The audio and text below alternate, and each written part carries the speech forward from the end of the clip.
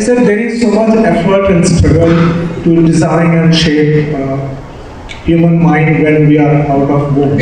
Is there any way you know, sir, to design human mind when we are inside womb? That's my question. At home? Is that what you're asking? Inside womb. Whoa, whoa, whoa.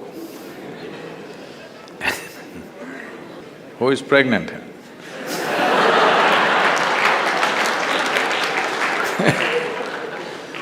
If you do not know this, maybe in northern part of the country it's largely almost gone totally.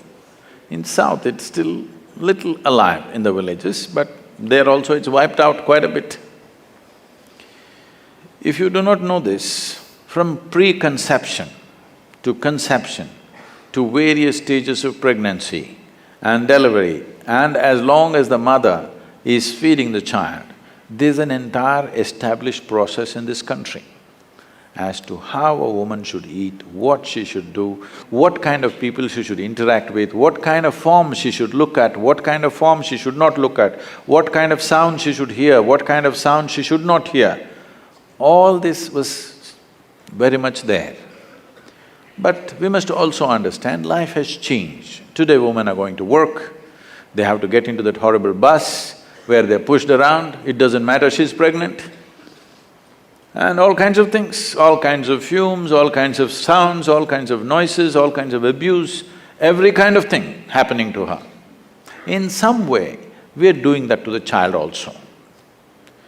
There is no job in the country or in the world where you can take off for 1.5 years and get back to the job to fulfill this.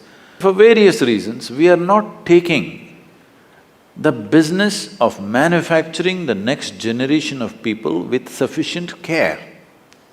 We are not paying enough attention to it, for which we will pay a price. Over a period of time, we will pay an immense price for that.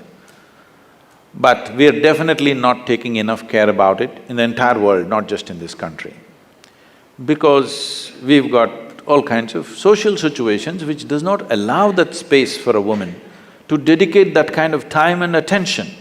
See, being pregnant is not just about reproduction. We're literally manufacturing the next generation of people, isn't it? Is it not important, of all the products that you produce on this planet, is it not most important that we produce wonderful human beings for the future generation? Is it not the most important thing?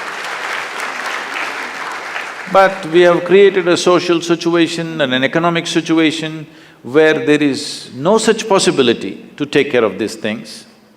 To whatever extent individual women or individual families can take care of it, they can take care of it, but for the larger society it's out of question because things have changed, you can't turn it back just like that. The intelligence of the body is such, if you already do not know this, if a woman delivers a male child, the quality of the milk that she produces is in a certain way. If she delivers a female child, the quality of the milk is totally different. If she delivers twins, one male and one female, one breast will ooze certain type of milk, another breast will ooze another kind of milk. This is the level of intelligence invested in this body. We have to treat it with that much care. This is not some crude machinery. This is the finest piece of technology on the planet, isn't it? Yes or no? This is the finest thing. In the entire evolutionary scale, these millions of years of work that nature did to produce this, but in our desperation for economic well-being, I think we are not paying the kind of attention that this needs, the kind of care that this needs so that this can function at the highest level and can also produce human beings for the future who are of a certain kind. So how to develop the brain when they're in the womb? It's very important that the atmosphere in which the child is growing up is kept in a certain way, at least amount of disturbance, with right kind of reverberations, right kind of sounds, right kind of food, everything. Today, they're barely nourished, the pregnant woman in most part of the country, they're barely nourished. Where is the question of right kind of vibrations, right kind of atmospheres? One thing we can do for this is, every home if possible, every working place, we can have a consecrated space.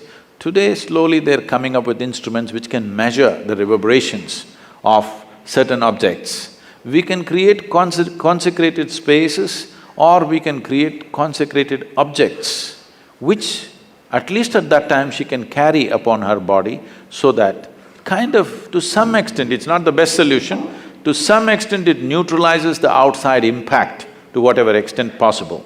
Or if she lives in a home, the place where she sleeps and other things are taken care of, some amount of respite can be there for that new life which is blossoming within the womb.